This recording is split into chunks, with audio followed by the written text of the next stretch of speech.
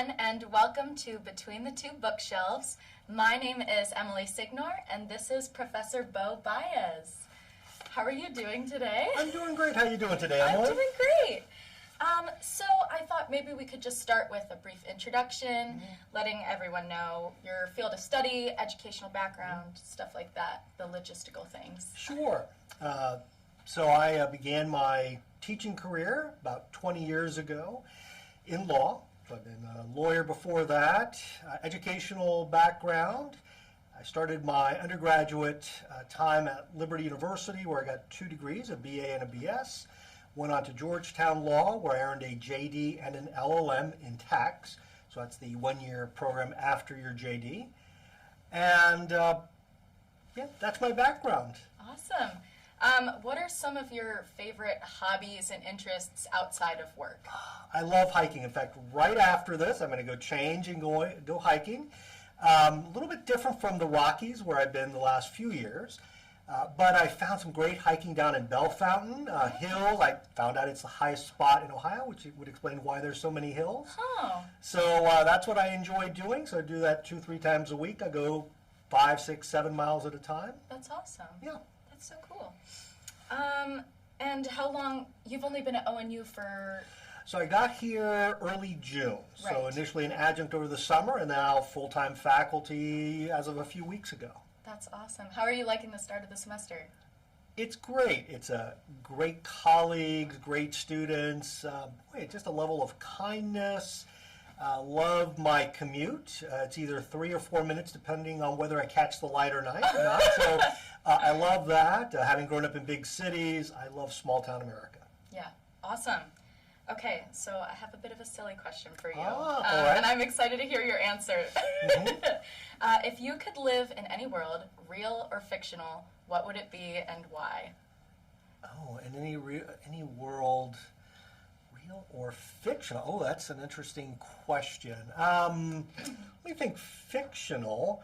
You know, I like science fiction, and probably some futuristic world where, you know, you could kind of travel the galaxy and see all kinds of new things. I like seeing new things, exploring. So maybe the Star Trek world. That would be kind of cool, as long as I wasn't, you know, like in danger. But but to go a safe version. Yes, a safe version of Star Trek. Awesome. Okay. Well, I just wanted to ask you some questions about law and your studies and what you do in law. So what is something unique about the work that you do and something about it that most people wouldn't know? Unique. So I teach tax. That's why I was hired, but I don't do a lot of work in tax, interestingly enough, maybe not so interestingly enough. So recently what I've been doing, well, a couple things. I have a YouTube channel. I created that for my students, about 4 or 5 years ago, just showing them how to do things. And to my surprise, it kind of took off. And now I have 80,000 subscribers. I think my videos have been viewed 3 million times. Wow. So that's something that's kind of a little bit unusual. I think I was the first popular law professor on YouTube with that kind of audience.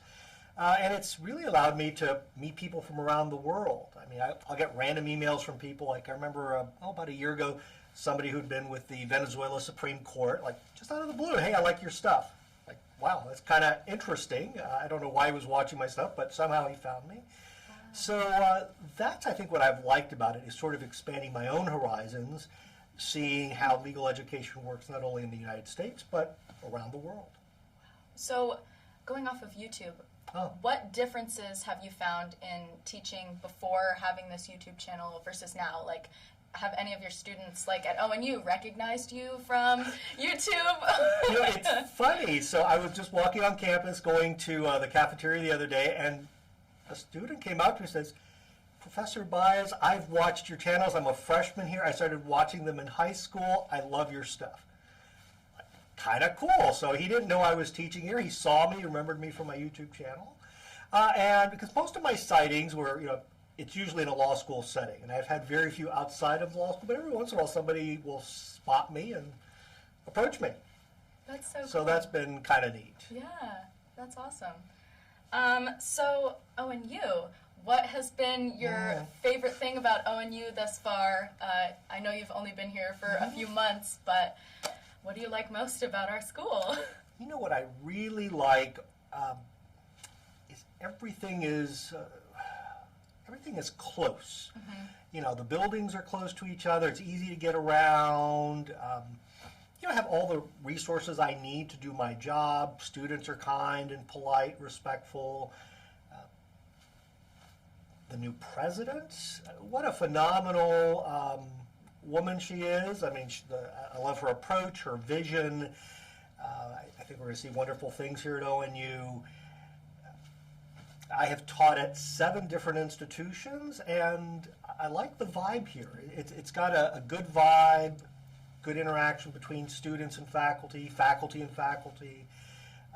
Maybe I'll see things later, but as of now, it seems like it's a nice, happy family. Yeah, I felt very similarly when I came to tour. So I am a musical theater major, very different from most of my honors college colleagues, their majors. So do you think you could come up with any similarities between your field of study and my field of study? So I'm a transactional lawyer, which means I work on documents. So when I practiced law for 8 years, you know, I sat behind a desk, made phone calls, emails, not much opportunity to practice drama. But that being said, there's a significant portion of lawyers that become litigators. You know, they go to trial.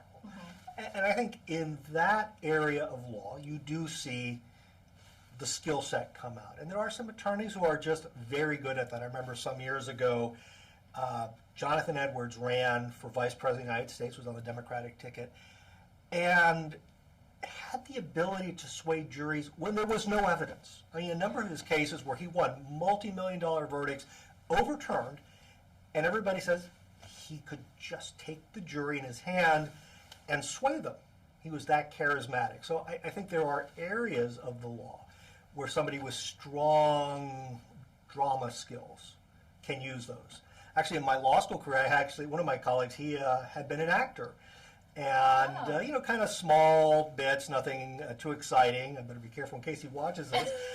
Probably not. But anyway, he did soap operas, minor parts in some movies. Anyway, he went on to law school. I just decided to marry those 2 skills. Wow, that's awesome. So something for you to consider yes. when you graduate.